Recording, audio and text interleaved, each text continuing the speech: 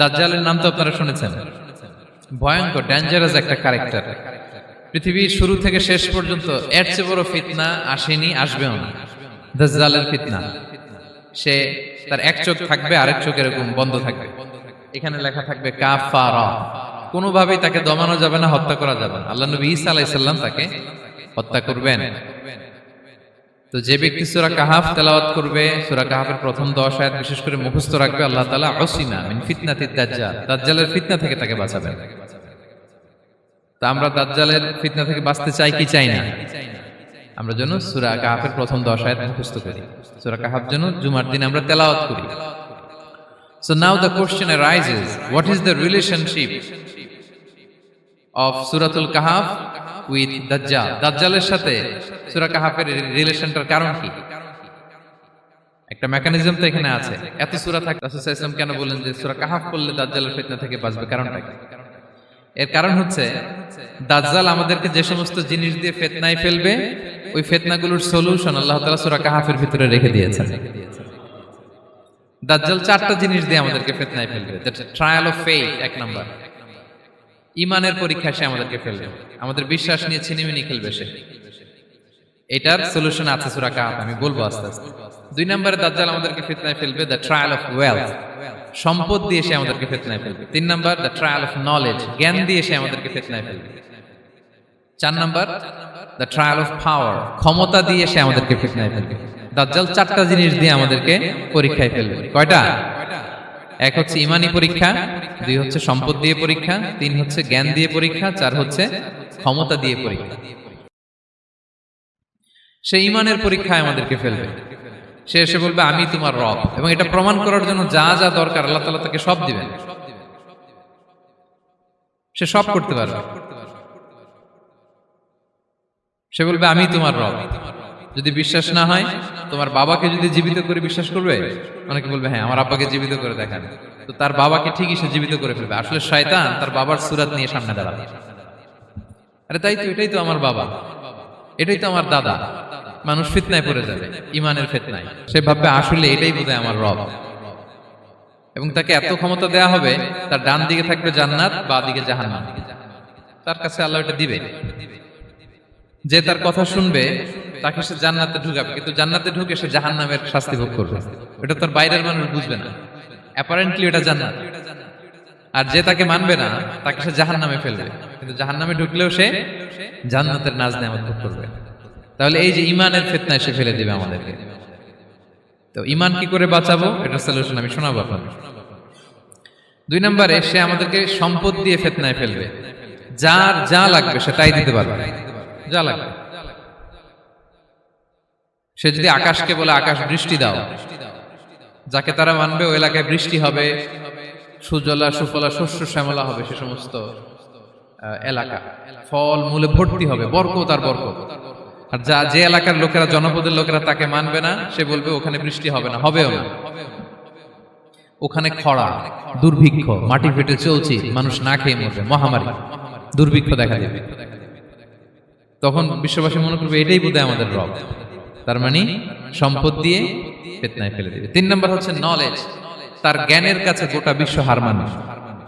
পূর্বের পরের যত জ্ঞান আছে সব আল্লাহ তাকে দিবে।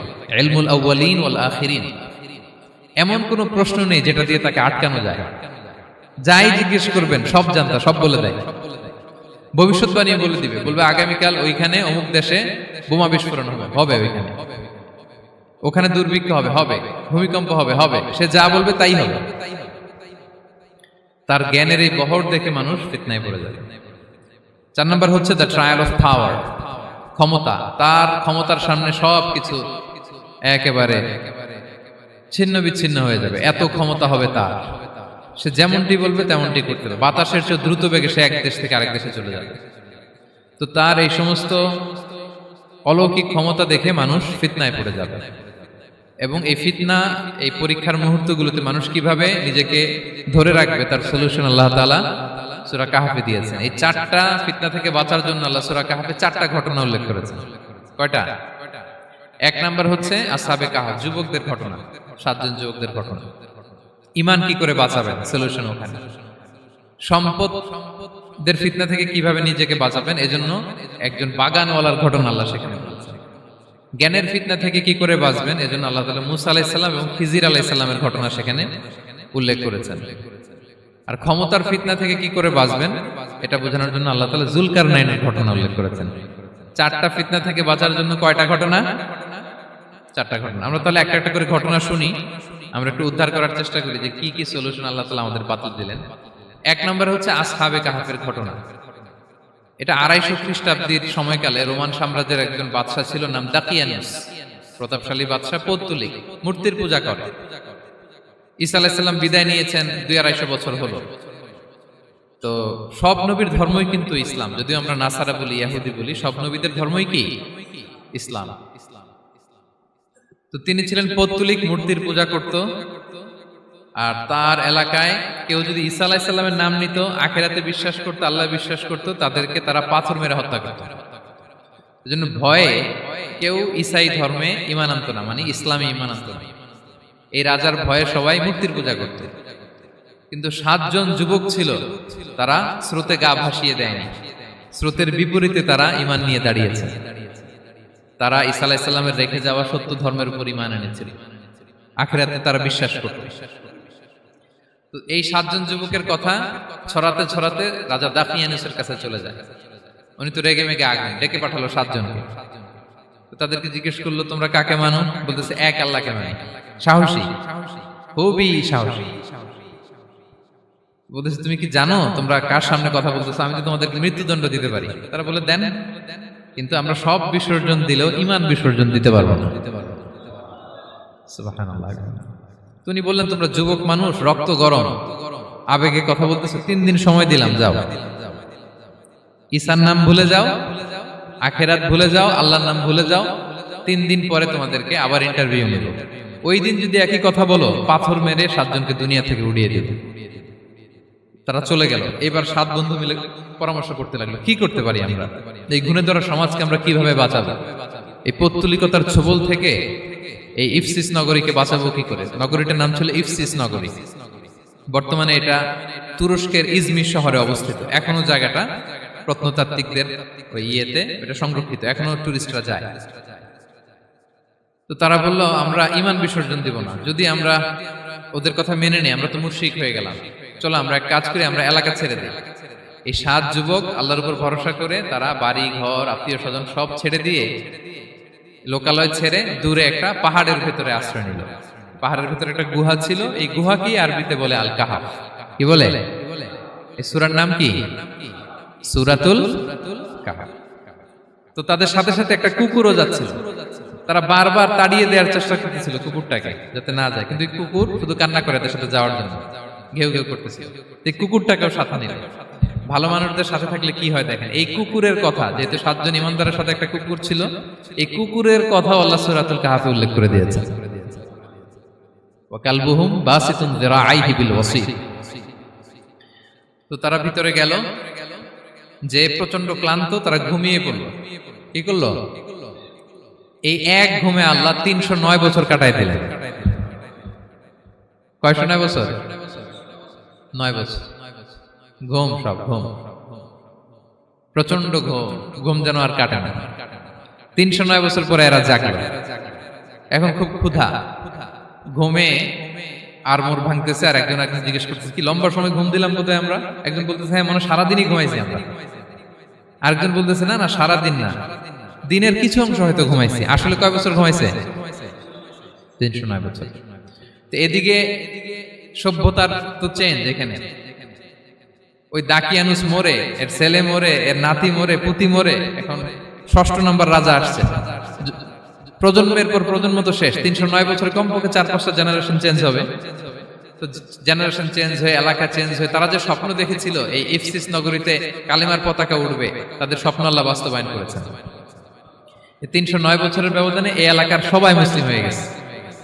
আল্লাহ চাইছিলেন ওদেরকে দেখাবে এটা, যে স্বপ্নটা যে বাস্তবায়ন হয়েছে এটা দেখাবে। তো ঘুম থেকে উঠছে, একজনকে তারা বললো যে লুকায় লুকায় চাদর মুড়ি দিয়ে কিছু রুটি নিয়ে আসো বাজার থেকে, যাতে তোমাকে না চিনে। চাদর মুড়ি দিয়ে যাও। কিছু পয়সা ছিল, মুদ্রা দিয়ে দিস। তো সে যে যখন দোকানদারের কাছ থেকে রুটি নিছে আর মুদ্রা দিছে, দোকানদার বলে এই মুদ্রা কোত্থেকে আসলো? 309 বছর আগে মালয়েশিয়াতে রিঙ্গিট ছিল কিনা জানি না, যেভাবে ওরা ট্রানজাকশন করতে পারে যেটা ছিল ওইটা যদি এখন কেউ দেয়, রাজধানী বিলাসে খাবার পাওয়া যাবে? হ্যাঁ। তো রুটিওয়ালা বলে তুমি বর্তমান সময়ের মুদ্রা দাও, এটা দিচ্ছ কেন? বলতেছে এটা তো বর্তমান সময়ের মুদ্রা। বলতেছে এই যে মুদ্রার মধ্যে দেখো কোন সালের সিল দেওয়া, এটা তো শত শত বছর আগে। বলতেছে কি বলে শত বছর আগে? আমি তো আজকে সকালেই বাজার করলাম, ওই বাজার করে যে টাকাগুলো ছিল ওইটাই তো পকেটে। বলতেছে বলে কি? নিশ্চয়ই তুমি গুপ্তধনের সন্ধান পেয়েছো, হিডেন ট্রেজার। বলো, মানে তার সাথে এদের কথাবার্তা কিছু মিলতেছে না। পরে তাকে ধরে ওই সময়কার রাজার কাছে নিয়ে গেছে। ওই রাজা আবার মুসলিম, সবাই মুসলিম তখন। সে যা বলে এরাও কেউ বিশ্বাস করে না, এরাও যা বলে এও বিশ্বাস করে না। আর এলাকা এর বাড়িঘর আসবে কোত্থেকে? এর নাতি পুতি যা আছে 5-6 পুরুষ তো মরে সবাই কবরে। তখন তার কথা শুনে সবাই অবাক। তো এটা মিলানোর জন্য তারা 309 বছর আগের দাকিয়ানুস বাদশার সরকারি যে নথিপত্র, ওই পুরাতন ছিঁড়া নথিপত্র তারা বের করলো। বের করে দেখে ঠিকই দাকিয়ানুস নামে এক বাদশা ছিল, আর অনেক শত শত বছর আগে মোস্ট ওয়ান্টেড 7 জন যুবক ছিল যাদের ব্যাপারে এক্সিকিউশনের অর্ডার ছিল। এখন দেখে তারা অবাক। লম্বা ঘটনা আমি খুব শর্ট করে বলতেছি। পরে সবাই মিলে তাকে সহ ওই গুহায় গেল। গুহায় যাওয়ার পরে সে বাকিদেরকে ডাকতে গুহার ভিতরে ঢুকলো। আল্লাহ তাআলা 7 জনকে ওইখানে মৃত্যু দিয়ে দিলেন। চিরকালের জন্য এই 7 জন ঘুমায় পড়লো। আর এলাকাবাসী রাজা সহ ওইখানে তারা একটা মসজিদ নির্মাণ করলো। This is the story of আসহাবে কাহাফ। তো এলাকাবাসী যদিও মুসলিম হয়েছিল, কিন্তু আখিরাতের ব্যাপারে তাদের একটা সন্দেহ ছিল যে আসলে মানুষ মরার পরে কি আবার জীবিত হবে? মৃত্যুবরণ করার পরে আবার মানুষ জীবিত হবে? তাদের মনের মধ্যে একটা সন্দেহ ছিল যে আসলে মারা গেলে মানুষ আবার উঠতে পারে। তাদের এই সন্দেহ দূর করার জন্য আল্লাহ তাআলা এই 7 জনকে 309 বছর ঘুম পাড়িয়ে আবার জীবিত করলেন। সুবহানাল্লাহ বিহামদিহি। তাহলে ঈমান কিভাবে বাঁচাতে হয় এটার প্রেরণা আমরা এই 7 যুবকের কাছ থেকে পাই। এখানে যেটা আমরা শিখি প্রিয় ভাইরা, 1 নম্বর লেসন হচ্ছে আমাদের গুড কোম্পানি লাগবে, রাইটাস পিপল, মানে আমাদের সার্কেলটা ভালো হইতে হবে। তাদের 7 জনের সার্কেলটা খুব ভালো ছিল, ফলে তারা বিপথে যায় না এবং তারা এমন শক্ত সিদ্ধান্ত নিয়েছে যে আল্লাহ তাআলা সেটাতে বরকত দিয়েছেন, গোটা সমাজকে আল্লাহ তাআলা চেঞ্জ করে দিয়েছেন। এটা হচ্ছে 1 নম্বর লেসন। আপনি ঈমান বাঁচাতে হলে আপনার সার্কেল ভালো লাগবে। খুঁজবেন যে এলাকায় যাবেন ওখানে নামাজি সার্কেল কারা আছে, ওখানে জ্ঞানী গুণী সার্কেল কারা আছে, ওখানে ভালো কাজ করতে চায়, একে অপরকে সহযোগিতা করে, কল্যাণের পথের যাত্রী কারা আছে খুঁজতে হবে আপনাকে। খুঁজে ওই সার্কেলে আপনি যুক্ত হবে, তাইলে ঈমান বাঁচানো যাবে। ক্লিয়ার? 2 নাম্বার হচ্ছে the conflict between believers and disbelievers it's universal. সত্য মিথ্যার লড়াই এটা চিরন্তন, আজীবন থাকবে। এটা ওনাদেরও ছিল, এখনো আমাদের লড়াই করে যেতে হচ্ছে, আমাদের ভবিষ্যৎ প্রজন্মও করবে। এই লড়াইটা আমরা করে যেতে চাই। কি বলেন? হ্যাঁ, থামা যাবে না? আমরা থামতে আসিনি, আমরা এই লড়াইটা করে যাব। আমরা সত্যের কথা বলেই যাব ইনশাআল্লাহ। বলেন। 3 নাম্বার হচ্ছে যে লেসনটা আমরা পাই, অনেকগুলো লেসন, আমি খুব প্রেসাইজলি বলতেছি। যুবকরা চাইলে একটা সমাজকে পাল্টে দিতে পারে। এই পৃথিবীতে যত বড় বড় বিপ্লব হয়েছে এগুলো যুবকরা এনেছে। তারা হচ্ছে সভ্যতা গড়ার কারিগর। আসহাবে কাহাফ আমাদের এই সময়ের নওজওয়ানদের জন্য প্রেরণা। তারা আমাদের জন্য প্রেরণার বাতিঘর। তারা যেমনি ঈমানকে রক্ষা করেছে, আমাদের যুবকরা চাইলেও তাদের ঈমানি চেতনাতে স্পিরিট দিয়ে সমাজটাকে পাল্টে দিতে পারে। কি বলেন? এখানে বেশিরভাগই তো যুবক। হ্যাঁ, গুড সার্কেলে থাকবেন তো আপনারা? সত্যের পক্ষে সবাই থাকবেন তো? আল্লাহ তাআলা কবুল করুন। আচ্ছা, এবার 2 নাম্বার ছিল সম্পদের ফিতনা, কিভাবে বাঁচবেন। আসহাবে কাহাফের পরে সূরা কাহাফে আল্লাহ তাআলা একজন বাগানওয়ালার ঘটনা বলেছে। 2 জন বন্ধু, একজন একটু গরিব, সে বিশ্বাসী, আরেকজন ধনী, সে অবিশ্বাসী। তাকে আল্লাহ তাআলা বিশাল বড় খেজুরের বাগান আর আঙ্গুরের বাগান দিয়েছেন, বিশাল বড়, অনেক বড় বিজনেস ম্যাগনেট। তো এই সম্পদের অহংকার সে করত। সে প্রায় তার গরিব বন্ধুকে বলতো যে তোর চেয়ে আমার সম্পদও বেশি, সন্তানও বেশি, জনবল বেশি, লোকবল বেশি, অর্থবল বেশি, সব বেশি। অহংকারে তার পা মাটিতে পড়তো না। আর সে আখিরাতে অবিশ্বাস করত এবং সে বলতো যে এই সম্পদ আমারে বাঁচাবে, চিরকাল আমাকে স্মরণীয় করে রাখবে, এই সম্পদ কোনোদিন যাবে না। অনেক বড় বড় ধনীরা আছে, তারা এরকম মনে করে যে আমি এত বড় সিআইপি, হ্যাঁ, আমি এত বড় বিজনেস ম্যাগনেট, এই দিন বোধহয় আর চেঞ্জ হতে পারে না, আমার আজীবনই বোধহয় এত পাওয়ার থাকবে, এত সম্পদ থাকবে। এটা ভুল ধারণা। এটা কি ভুল ধারণা? এই যে তুরস্কে দুর্ভিক্ষ হইল না, আপনারা দেখছেন না যে অনেক সম্পদের মালিক বাড়ি ঘর ভেঙে রাস্তার ফকির।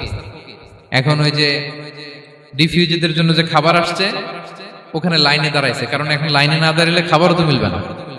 1000 কোটি টাকার মালিক ছিল, ভেঙে চুরে সব শেষ। এখন রিলিফের নেওয়ার জন্য দুস্থদের কাতারে ওখানে দাঁড়াইছে, কারণ দাঁড়াইলেই কিছু খাবার পাওয়া যাবে, খিচুড়ি পাওয়া যাবে, তা না হলে তো খাবারটাও মিলবে না। এই যে বঙ্গবাজারে আগুন লাগলো আমাদের বাংলাদেশে, 20টা-25টা দোকান ছিল অনেকের যাদের অন্যান্য বিজনেস আছে তারা হয়তো সার্ভাইভ করতে পারতেছে, কিন্তু এমন অনেক ব্যবসায়ী ছিল সব শেষ, জ্বলে পুড়ে, তার টাকা পয়সা পুঁজি স্বপ্ন সব শেষ। তো ধনীকে গরিব বানাতে আল্লাহর 1 সেকেন্ডও লাগে না। ওই বিশাল প্রাসাদ থেকে টেনে ভাঙ্গা থালা হাতে দিয়ে রাস্তায় নামাইতে আল্লাহর কয় সেকেন্ড লাগে বলেন তো? 1 সেকেন্ডও লাগে না। সো এই লেসনটা কিন্তু আমাদের নিতে হবে। এবং ওই ব্যক্তির নসিবে তাই ঘটেছিল। সে যখন অহংকার করতেছিল, আল্লাহ তাআলা আকাশ থেকে হুসবান একটা আগুন পাঠালো। ওই আগুন এসে তার আঙ্গুরের বাগান, তার খেজুরের বাগান, বিশাল মাইলকে মাইল এই বাগান জ্বালিয়ে পুরো মুহূর্তের মধ্যে সারখার করে, এবং মুহূর্তের মধ্যে সে পথের ভিখারি, ফকির। এই ঘটনাটা এনে আল্লাহ তাআলা সম্পদশালীদেরকে রিমাইন্ডার দিলেন যে এই সম্পদের ফিতনায় তোমরা পড়ে যেও না। আমরা সম্পদশালী হলে বাস্তবতা অনেক সময় ভুলে যাই। সূরাতুল হুমাজাতে আল্লাহ তাআলা বলেন, ইয়াহসাবু আন্না মালাহু আখলাদা। সম্পদশালীরা মনে করে এই সম্পদ আমাকে চিরকাল বাঁচিয়ে রাখবে, চিরকাল বোধহয় এই সম্পদ আমার হাতে থাকবে। না, এটা হাতের ময়লা, আজ আছে কাল নাই, যে কোনো সময় চলে যেতে পারে। এটা হচ্ছে ম্যাটেরিয়ালিস্টিক আউটলুক, বস্তুবাদী চিন্তা থেকে এই আমাদের ধনী ভাইদের এই সমস্যাটা হয়। ভোগবাদী চিন্তার প্রভাব আর কি। সম্পদ যখন হাতে থাকে ধরাকে সরাজ্ঞান করে, মনে করে যে সবই আমার কন্ট্রোলে। না, আপনারে ওই গরিবের কাতারে আনতে, ওই রিলিফের সম্পদ নেয়ার জন্য ওই লাইনে দাঁড় করাইতে আল্লাহর 1 সেকেন্ডও লাগে না। এটা খেয়াল রাখতে হবে। আমরা যখন প্রাইভেট কারে চড়ি, মাঝে মাঝে অনেকে এসে হাত পাতে, এদেরকে ছোট করা যাবে না। গল্পটা আল্লাহ ভিন্ন করতে আল্লাহর 1 সেকেন্ডও লাগে না। ওইদিকে আমি দাঁড়ায় হাত পাততাম আর উনি প্রাইভেট কারে বসে থাকতো। আল্লাহ চাইলে এরকম করতে পারতেন না? পারতেন। তো এখান থেকে আমাদের জন্য শিক্ষা হচ্ছে, সম্পদ এটা ক্ষণস্থায়ী, আজ আছে কাল নাই, এটা ক্ষণস্থায়ী, এটাকে এভারলাস্টিং মনে করা যাবে না। এভারলাস্টিং হচ্ছে আখিরাত। ওয়ালাল আখিরাতু খায়রুল লাকা মিনাল উলা। আখিরাত তোমার জন্য দুনিয়ার চেয়ে শ্রেষ্ঠ। এবং আল্লাহ তাআলা দৃষ্টান্ত একটা দিয়েছেন যে দুনিয়ার জীবনটা হচ্ছে কামা, ওই পানির মতো, যেটা আনজালনাহু মিনাস সামা, আকাশ থেকে নাজিল করেছি। ওই পানি ক্ষেতের মধ্যে পড়ে ফসল, ফুল ফসল হয়েছে। এরপরে যখন ফসল কাটা হয়, ওই ক্ষেত খামার এগুলো তৃণলতা হয়ে যায়, ভুসির মতো হয়ে যায়। তখন বাতাসের ঝাপটায় একবার এদিকে যায়, একবার ওদিকে যায়। অনেক লম্বা উপমা, আমি সংক্ষেপে বললাম। তো শেষ আউটপুটটা হচ্ছে এটা, সম্পদ এটা মুহূর্তেই চলে যেতে পারে। সম্পদ উপার্জন জায়েজ আছে, মুসলিমরা সম্পদ উপার্জন করতে পারবে, কোনো অসুবিধা নাই। আপনি যদি ধনী হন এটা ভালো, ফলে আপনি যাকাত দিতে পারবেন, অসহায় দুস্থদের সহায়তা করতে পারবেন, কন্ট্রিবিউট করতে পারবেন। আপনি সম্পদ হাতের মুঠোয় নেবেন, কন্ট্রোল করবেন, কিন্তু এই দিকে স্থান দিবেন না। দ্যাটস ইট, তাহলেই হবে। আমরা সম্পদ কি করতে পারবো? উপার্জন করতে পারবো, কিন্তু হৃদয়ে স্থান দিতে পারবো না। হৃদয়ে স্থান থাকবে আখিরাতের। এই মাইন্ডসেট যদি আপনি গড়ে তোলেন, তাহলে সম্পদের ফিতনা আপনি কখনো পড়বেন না। এই পয়েন্টটা কি ক্লিয়ার সবার? ক্লিয়ার। 3 নাম্বার ফিতনা ছিল কিসের ফিতনা দেখি কে বলতে পারে? প্রথমটা হচ্ছে বিশ্বাস বা ঈমানের ফিতনা, 2 নাম্বার হচ্ছে সম্পদের ফিতনা, 3 নাম্বার জ্ঞানের ফিতনা। জ্ঞানেরও কিন্তু ইলমেরও একটা গরম আছে। যার ইলম আছে তার মধ্যে এই সমস্যাটা কাজ করে। সেটার জন্য আল্লাহ তাআলা মুসা আলাইহিস সালাম, খিজির আলাইহিস সালামের ঘটনা বলেন। আমি খুব সংক্ষেপে বলবো, সময় কম। মুসা আলাইহিস সালাম হচ্ছে বনি ইসরাইলের নবী, আর খিজির আলাইহিস সালাম কেউ বলেছেন নবী, কেউ বলেছেন আল্লাহর ওলি। আসলে আরবিতে ওনার নাম খদির, আমরা বাংলায় বলি খিজির। খদির মানে সবুজ। উনি যে কোনো জায়গায় বসলে ওখানে মরা গাছ, লতা পাতা এগুলো সবুজ হয়ে যেত। অনুর্বর এলাকার উপর দিয়ে হেঁটে গেলে ওটা উর্বর হয়ে যেত। তো মুসা আলাইহিস সালাম একবার ওয়াজ করতেছেন এইভাবে বনি ইসরাইলের সামনে। খুতবা দিচ্ছেন, হঠাৎ এক লোক দাঁড়ায় বলে, ইয়া নবী আল্লাহ, মান আ'লামু ফিল আরদ, বর্তমান পৃথিবীতে সবচেয়ে জ্ঞানী কে? মুসা আলাইহিস সালাম বলেন, ফাকালা আনা, আমি। কি বললেন? উনি আসলে ভুল কিছু বলেন নাই, কারণ প্রত্যেক জামানার নবীকেই আল্লাহ তাআলা সবচেয়ে বেশি জ্ঞান দিয়ে পাঠান, কারণ তার কাছে ওহীর জ্ঞান আসে, অদৃশ্যের খবর আসে, ইলমুল গায়ব আসে। কিন্তু এই উত্তরটা আল্লাহ তাআলার পছন্দ হয় না। আল্লাহ তাআলা চাচ্ছিলেন মুসা যদি বলতো আল্লাহ তাআলাই জানে কে জ্ঞানী বা আল্লাহই সবচেয়ে জ্ঞানী, এরকম হলে ভালো হতো। কিন্তু মুসা আলাইহিস সালাম কি বলছে? আমি। এখন প্রশ্ন করলো সবচেয়ে বড় জ্ঞানী কে? উনি কি বললেন? আমি। এই যে আমি এটাতে ঝামেলা আছে। আমি বড়, আমি জানি, আমি সব, দিস ইজ প্রবলেমেটিক। আল্লাহ এটা পছন্দ করলেন না। আল্লাহ তাআলা মুসা আলাইহিস সালামকে বললেন, মুসা তুমি যে বলছো তুমি জ্ঞানী, না তুমি জ্ঞানী না, তোমার চেয়ে বড় জ্ঞানী আছে। মুসা আলাইহিস সালাম বলে, তাই নাকি? আমার চেয়ে বড় জ্ঞানী কে? তো আল্লাহ তাআলা বললেন, ইযহাব ইলা মাজমাইল বাহরাইন, দুই সাগর বা দুই নদীর মিলনস্থলে যাও, ওখানে আমার এক বান্দা আছে তোমার চেয়েও জ্ঞানী। মুসা আলাইহিস সালাম বললেন, তাই নাকি? তো আল্লাহ আমি কিভাবে চিনব উনি কোথায় থাকে, কিভাবে বুঝবো? আল্লাহ বললেন, একটা বড় মাছ নাও, এটাকে ফ্রাই করো, এটাকে ফ্রাই করে একটা ঝুড়ির ভেতরে নাও, যেখানে এই মাছটা সাগরে ঢুকে যাবে ওখানে আমার বান্দাকে পাবে। তো উনি ওনার সহযোগী ইউশা ইবনে নুনকে নিয়ে হাঁটতে লাগলেন। হাঁটতে হাঁটতে এক জায়গায় ক্লান্ত হয়ে পাথরের পাশে বিশ্রাম নিলেন। ওই পাথর থেকে আবার এক ধরনের পানি বের হয়, এই পানিটারে বলে আবে হায়াতের পানি, মাউল হায়াত, জীবন নদীর পানি। এই পানি কোনো মৃত প্রাণী বা বস্তুর গায়ে লাগলে ওটা জীবিত হয়ে যায়। তো ওনারা পাথরে হেলান দিয়ে বিশ্রাম নিচ্ছিলেন, ওই পানি ওই ফ্রাই করা মাছের গায়ে লাগার সাথে সাথে মাছ জীবিত হয়ে ঝুড়ি থেকে বের হয়ে সাগরে ঢুকে গেছে। ওনারা আর খেয়াল করেন না। এরপর আবার হাঁটতে লাগলেন। হাঁটতে হাঁটতে যখন ক্লান্ত শ্রান্ত, তখন বলে, এই ইউশা, আমাদের ওই মাছ ফ্রাই মাছটা দাও, এখন খাই। ঝুড়ি খুলে দেখে মাছ নাই। মাছ গেল কোথায়? তখন ইউশা বলল, হয়তো আমরা যে পাথরের ওখানে বিশ্রাম নিয়েছিলাম ওখানে আমরা মিসিং, ওখানে হারাই ফেলছি। চলো চলো, আরে ওইদিকে তো যাইতে হবে আমাদের। উনি গেলেন, যে দেখে মাছ যে জীবিত হয়ে বালুর এদিকে নাড়াচাড়া করতে করতে সাগরে ঢুকে গেছে, ওখানে দাগ আছে। মুসা আলাইহিস সালাম ঢুকলেন সুরঙ্গ, ঢুকে দেখে চাদর গায়ে দিয়ে এক লোক শুয়ে আছে। সালাম দিলেন, আসসালামু আলাইকুম। ওই লোক চাদর আর সরায় না, ভিতর থেকে বলতেছে, ওয়ালাইকুম আসসালাম। তো চাদরের ভিতর থেকে উনি বলে, মান আন, তুমি কে? মুসা আলাইহিস সালাম বললেন, আনা মুসা, আমি মুসা। উনি বলেন, মুসা বনি ইসরাইল, বনি ইসরাইলের মুসা? বললেন, হ্যাঁ। কেন এসেছো? এবার চাদর খুললেন, বলতেছে, আপনার কাছ থেকে কিছু শিখতে আসছি। আল্লাহ বলছে, আপনি নাকি সবচেয়ে বড় জ্ঞানী। আমি ভুল করে বলে ফেলছিলাম আমি, আল্লাহ বলছেন যে আপনি নাকি জ্ঞানী। বলতেছে, না, তুমি আমার জ্ঞান নিতে পারবে না, ওই ধৈর্য শক্তি তোমার নাই। মুসা আলাইহিস সালাম বললেন যে, আপনি যে কোনো শর্তে আমাকে একটু রাখেন কয়েকদিন আপনার সাথে, আমি রাজি। বললেন, না, তুমি পারবে না। মুসা আলাইহিস সালাম জোর করতে লাগলেন। অবশেষে খিদির আলাইহিস সালাম রাজি হলেন। বললেন, শর্ত হচ্ছে আমি যাই করি আর না করি আমাকে কোনো প্রশ্ন করা যাবে না। মুসা আলাইহিস সালাম বললেন, ওকে। সফর শুরু হলো। সামনে নদী, এক লোক তাদের নৌকা দিয়ে নদী পার করাই দিল। নদী পারাপারের পর খিজির আলাইহিস সালাম লাঠি দিয়ে নৌকার তলাটা ছিদ্র করে দিলেন। মুসা আলাইহিস সালাম বললেন, ইন্না লিল্লাহি, এটা আপনি কি করলেন? ওরা আমাদেরকে নদী পার করে দিল, আর যে ভাড়াটা আসছিল এটাও নিল না, আমাদেরকে সম্মান দেখালো, আপনি নৌকা ছিদ্র করে দিলেন। খিজির আলাইহিস সালাম বলছে, এই যে আমি বলছিলাম না তুমি ধৈর্য ধারণ করতে পারবে না, যাও, তোমার রাস্তায় তুমি, আমার রাস্তায় আমি। মুসা আলাইহিস সালাম আবার ক্ষমা চাচ্ছেন যে, আপনি আমার ক্ষমা করেন, আমি তো ভুলে গেছি, আর প্রশ্ন করবেন না। চলতে লাগলেন। হঠাৎ বাচ্চারা খেলতেছে, এক বাচ্চাকে ধরে হত্যা করলেন খিজির আলাইহিস সালাম। এবার তো মুসা আলাইহিস সালাম রেগে গেছে, আপনি করলেনটা কি? নিষ্পাপ ফুলের মতো শিশুকে হত্যা করলেন। খিজির আলাইহিস সালাম বলে, এই যে আমি জানতাম যে তুমি ধৈর্য ধারণ করতে পারবে না, তোমার রাস্তা এক, আমার রাস্তা এক, যাও। এবার মুসা আলাইহিস সালাম করজোর করতেছে যে, this is the last chance, একটা ফাইনাল চান্স দেন, একটা সুযোগ দেন, আর আমি প্রশ্ন করব, এটাই লাস্ট। বলেন, ওকে, ঠিক আছে। হাঁটতে হাঁটতে এক ইহুদি বসতির সামনে যে হাজির, দুজনই খুব ক্ষুধার্ত, খাবার চাইলো, এরা আবার কৃপণ, খাবার দিল না। তো খিজির আলাইহিস সালাম বললেন, ঠিক আছে, খাবার যেটা দিচ্ছেন আমরা চলে যাই। যাওয়ার পথে দেখতেছে এই এলাকার একটা দেয়াল ভেঙে পড়ে যাবে। তিনি বললেন, মুসা চলো এটা ঠিক করে দেই। দুইজন মিলে প্রচন্ড ক্ষুধায় এটা সেটা এনে দেয়ালটা তৈরি করতেছে। মুসা আলাইহিস সালাম তো এমনিই রাগী, পেটে আবার ক্ষুধা, আবার বলছে কিছু বলাও যাবে না। তিনি এবার আর প্রশ্ন করেন, বলতেছে, ওরা এত কিপটামি করলো আর আপনি এটা করে দিলেন, আপনি তো চাইলে এটা টাকা নিতে পারতেন, পারিশ্রমিক নিতে পারতেন চাইলে। এই কথা বলার পর খিজির আলাইহিস সালাম বললেন, হাযা ফিরাকু বাইনি ওয়া বাইনি, এখানেই তোমার আর আমার সেপারেশন, আর সামনে আগানো যাবে না, তোমার কোনো ধৈর্যই নেই। তো এতটুকু তোমাকে আমি বলি যে আমি একটাও আল্লাহর আদেশ ছাড়া করি নাই, আল্লাহর আদেশে আমি করেছি। কি? এক নম্বর হচ্ছে ওই যে আমাদের ভাড়া নিতে চাইলো না, আমাদেরকে পার করে দিল, নৌকাটা ছিদ্র করেছি কারণ এই এলাকায় একজন জালিম বাদশা আছে, সে নৌকা পেলেই গরিব মাঝিদের নৌকা সিজ করে নিয়ে যায়।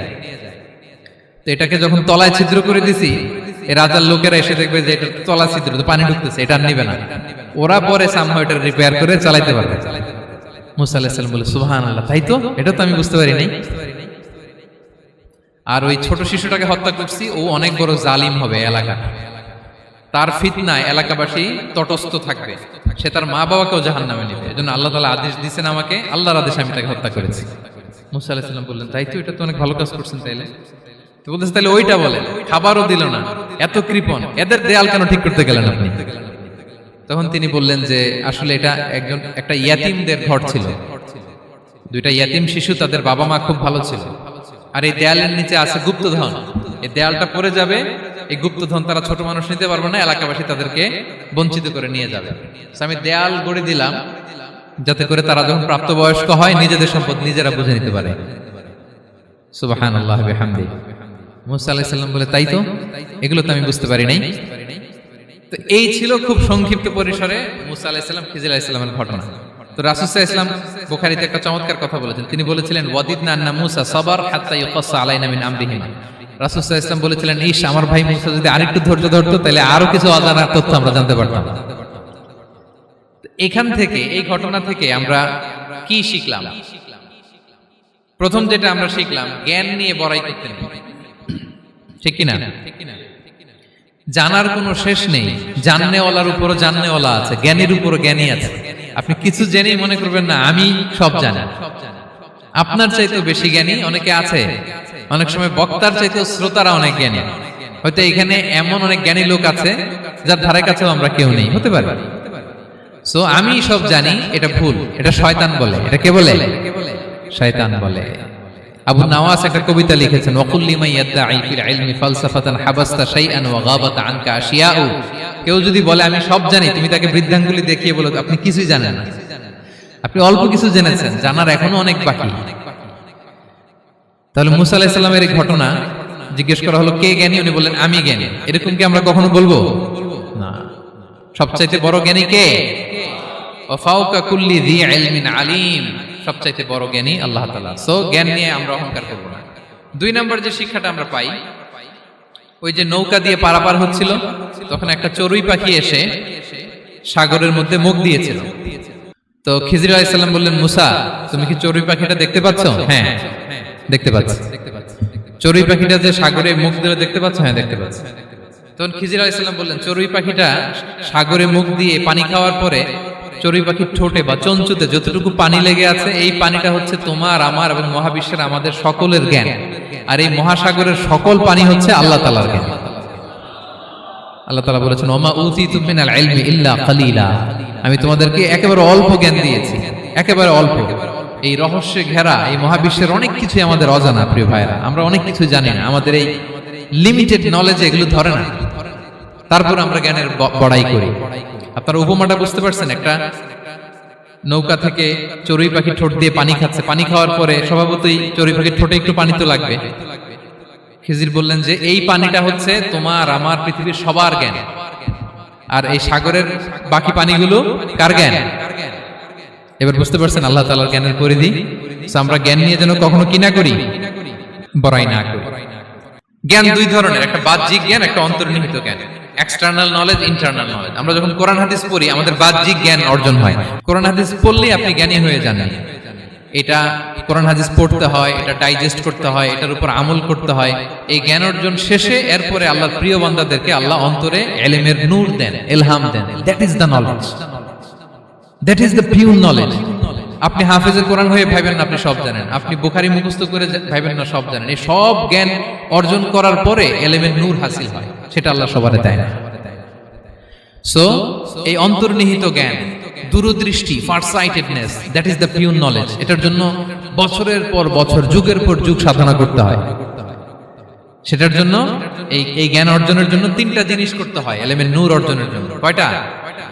এক হচ্ছে বিনয়, দুই হচ্ছে সফর, তিন হচ্ছে সবর। আবার বলি, এক হচ্ছে বিনয়, দুই হচ্ছে সফর, তিন হচ্ছে সবর। আল্লাহ তাআলা আল্লাহর নবীকে তাওরাত দেওয়ার পরেও আরো ট্রেনিং সেশন করাইছেন খিজির আলাইহিস সালামের কাছে, যে যাও ওনার কাছে গেলে তুমি ছোট হবা, নত হবা। জ্ঞান যদি আমি নিতে চাই আমাকে ছোট হইতে হবে। ধরেন একটা গ্লাস থেকে একটা খালি গ্লাসে পানি ঢালবো, তো যেটাতে নেওয়া হবে এটা উপরে থাকলে হবে? যে গ্লাসটার মধ্যে পানি আছে এটা উপরে থাকবে, ওইটা ব্ল্যাঙ্ক গ্লাসের মধ্যে পড়বে। আপনি নলেজ ইলম নিতে চাইলে আপনাকে নিচে থাকতে হবে, উনি উপরে থাকবে। আপনার শায়েখ আপনাকে দিবে, আপনার উস্তাদ আপনাকে দিবে, আপনার মুর্শিদ আপনাকে দিবে। বুঝতে পেরেছেন? তাহলে আমাদেরকে হাম্বলনেস লাগবে, শিখতে হইলে হাম্বল হইতে হয়, বিনয়ী হইতে হয়। আচ্ছা, 2 নাম্বার সফর করতে হয়। এটা আল্লাহ মুসা আলাইহিস সালামকে দিয়ে করাইছেন, যাও পিছে পিছে উস্তাদের পিছে পিছে ঘুরো। তো এজন্য সফর করতে হয়। এখন ঘরে বসে অনেক কিছু জানা গেল, উস্তাদের সান্নিধ্য লাগে, সফর করতে হয়। আমাদের ক্লাসিক আলেমরা হাদিস কালেকশনের জন্য শহরকে শহর সফর করতেন। এখনো আমাদের আলেমরা দেওবন্দে যায়, মিশরে যায়, মদিনায় যায়। এখানকার মালয়েশিয়ান স্টুডেন্টরা দেশে বিদেশে যে নলেজ অর্জন করে। সফর আপনাকে লাগবে। তাহলে বিনয়, সফর, 3 নম্বরে কি সবর।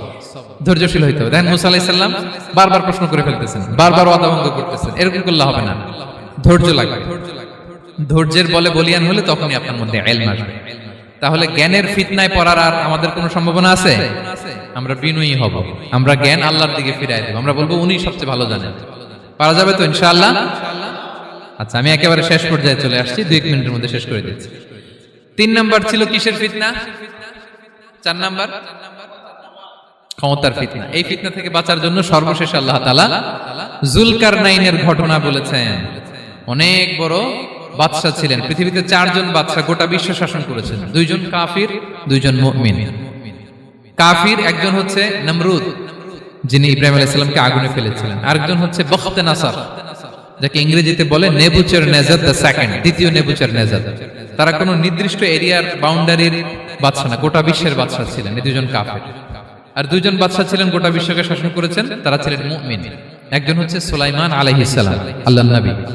আরেকজন হচ্ছে যুলকারনাইন, গোটা বিশ্ব শাসন করেছেন, প্রাচ্য থেকে পাশ্চাত্য সব জায়গায় তিনি গিয়েছেন, ইসলামের বাণী প্রচার করেছেন, জালিমদেরকে শায়েস্তা করেছেন। তো এরকম দিক বিদিক তিনি জয় করতেছিলেন। অনেকে যুলকারনাইনকে আলেকজান্ডার দ্য গ্রেটের সাথে গুলিয়ে ফেলে না। ম্যাসিডোনিয়াতে যে আলেকজান্ডার দ্য গ্রেট ছিল, উনি আর যুলকারনাইন এক নন। যুলকারনাইন হচ্ছে আল্লাহ তাআলার প্রিয় একজন বান্দা, অনেক বড় সাহসী বীর পুরুষ ছিলেন, গোটা বিশ্বে ইসলাম প্রচার করেছেন। করতে করতে করতে করতে অনেক বড় ঘটনা, আমি সব শেষের ঘটনাটা বলি। উনি জর্জিয়া, বর্তমান যে জর্জিয়ার তিবলিসি এরিয়া, এখানে এসে একটা এলাকার সন্ধান পেলেন, যারা ওনাকে এসে বলল যে এখানে একটা জঙ্গলি গ্রুপ আছে যাদের নাম ইয়াজুজ মাজুজ, তারা এসে আমাদের উপর হামলা করে। হে যুলকারনাইন, আমরা আপনাকে ট্যাক্স কালেক্ট করে দিচ্ছি, আপনি তাদের মাঝে আর আমাদের মাঝে একটা প্রাচীর তৈরি করে দেন। আপনারা ইয়াজুজ মাজুজের নাম শুনেছেন না? ইংরেজিতে বলে গগ ম্যাগগ। নূহ আলাইহিস সালামের 4 সন্তান ছিল, হাম, সাম, ইয়াফাস, কানাআন। এই ইয়াফাসের বংশধর হচ্ছে ইয়াজুজ মাজুজ, জঙ্গলি, হাজার হাজার শুধু বংশ বিস্তার করে। তারা এসে লোকালয়ে মানুষের উপর আক্রমণ করে, তাদের গবাদি পশু এগুলো ছিনিয়ে নেয়, ফলমূল খেয়ে ফেলে। তো যুলকারনাইন বাদশার কাছে যখন বিচার দেওয়া হলো, উনি বললেন ঠিক আছে, তোমাদের ট্যাক্স দেয়া লাগবে না, তোমরা শারীরিক পরিশ্রম করে আমাকে সাহায্য করো। তো উনি বর্তমানে হচ্ছে এক পাশে কৃষ্ণ সাগর, ব্ল্যাক সি, আরেকদিকে কাস্পিয়ান হ্রদ বা কাস্পিয়ান সাগর, এর মাঝখানে 1200 কিলোমিটার লম্বা মাউন্টেন রেঞ্জ, পাহাড়ি এরিয়া। আপনারা গুগলে দেখবেন। এইখানে 2 পাহাড়ের মাঝখানে ফাঁকা জায়গায় তিনি বড় বড় লোহার পাত প্রথিত করলেন, গেড়ে দিলেন। এরপরে তামা, সীসা গালিয়ে বিশাল একটা ওয়াল তৈরি করলেন। এটা যুলকারনাইন উনার বানানো ওয়াল বা ড্যাম, প্রাচীর। এখন আর ইয়াজুজ মাজুজ আসতে পারে না, ওরা আর আসতে পারে না। ওরা প্রতিদিন এটা ভাঙার চেষ্টা করে, কিন্তু ভাঙতে ভাঙতে আরেকটু ভাঙলেই ভেঙে যাবে। ওরা বলে আগামীকাল ভেঙে ফেলবে, ইনশাল্লাহ বলতে ভুলে যায়। এজন্য এরপরের দিন এসে দেখে আবার এটা আগের মতো হয়ে আসছে। কিয়ামতের আগ দিয়ে ওদের মধ্যে এই ইনশাআল্লাহর প্রেরণা আসবে। তাদের একজন বলে উঠবে আগামীকাল ইনশাআল্লাহ আমরা এটা ভেঙে খান খান করে দেব, ঠিকই ভেঙে ফেলবে। তখন তারা ভেঙে চুরে কোটি কোটি ইয়াজুজ মাজুজের দল এসে হামলে পড়বে। সামনে পড়বে তাবারিয়া সাগর, এক দল এসে তাবারিয়া সাগর এমন ভাবে খাবে, এই দল যাওয়ার পরে আরেক দল এসে এখানে যে সাগরে যে পানি ছিল এটা কল্পনাই করতে পারবে না। তারা পৃথিবীতে ফিতনা ফাসাদ করবে। ঈসা আলাইহিস সালাম তখন আসবেন, দোয়া করবে আল্লাহ তাআলার কাছে মুমিনরা, একটা মহামারী দিবে আল্লাহ তাআলা ইয়াজুজ মাজুজের মধ্যে, ওরা মরে যাবে সব। এরপর বিশাল এক পাখি এসে তাদেরকে আল্লাহর মর্জি মাফিক এমন এক জায়গায় ফেলে আসবে, কেউ জানবে না। তো তারা যে পচে গলে মাটির সাথে মিশেছিল, এই গলিত লাশ থেকে মাটি খুব উর্বর হয়ে যাবে। এরপর আল্লাহ তাআলা পৃথিবীর মধ্যে বারাকা দিবেন, কিছু রোপণ করলে তাড়াতাড়ি ফুলে ফেপে বড় বড় ফলমূল হচ্ছে। তো এটা কিয়ামতের আলামতের অন্য কোনো আলোচনায় হয়তো আমরা বলবো। তো জুলকারনাইন তিনি বিশাল এখানে প্রাচীর তৈরি করে দিয়েছিলেন, এবং প্রাচীর তৈরি করে দিয়ে তাদেরকে বলেছিলেন যে যতদিন আল্লাহ তাআলা চাইবেন এটা থাকবে, এবং যেদিন আল্লাহ তাআলার আদেশ আসবে এটা ভেঙে খান খান হয়ে যাবে। তার মানে দেখেন, এত পাওয়ারফুল, এত শক্তিশালী, এত ক্ষমতাধর হওয়ার পরেও তিনি তার ক্ষমতাকে কার দিকে ফিরিয়ে দিয়েছেন? যে আল্লাহ যতদিন চাইবে এই প্রাচীর টিকে থাকবে, যেদিনই আল্লাহ তাআলার আদেশ আসবে এই প্রাচীর ভেঙে খান খান হয়ে যাবে। সো আমরা ক্ষমতার দেখা পেলে, চেয়ার একটা পেলে আমরা যেন জালিম হয়ে না উঠি, এটা হচ্ছে এখান থেকে শিক্ষা। আমরা যেন জুলুম না করি। উনি সম্পদের মালিক ছিলেন, ক্ষমতার মালিক ছিলেন, কিন্তু উনি যে আল্লাহর বান্দা এটা ভুলে যান নাই। আমরা যখন ক্ষমতাশীল হই, আমরা যখন প্রধানমন্ত্রী হই, আমরা যখন প্রেসিডেন্ট হই, আমরা যখন পাওয়ারফুল হই, আমাদের সবচেয়ে বড় পরিচয় যে আমরা আব্দুল্লাহ, আল্লাহর গোলাম, এটা আমরা ভুলে যাই। আমাদের আসল পরিচয় কি? আমরা আল্লাহর গোলাম।